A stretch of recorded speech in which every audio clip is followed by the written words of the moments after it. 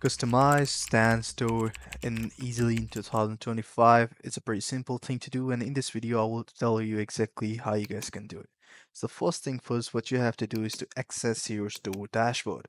And once you have accessed it, what you have to do is to go to the custom product page where you guys can add a new product, add detail to it like photos, videos. You can add a hypertext description to it using all the links, videos, and photos, even the bullet points, all that stuff. You will have a website look on the right side where you guys can get all the real-time update of your website. You can even use the generative AI feature to write the description for you so you guys can access it using the custom product page.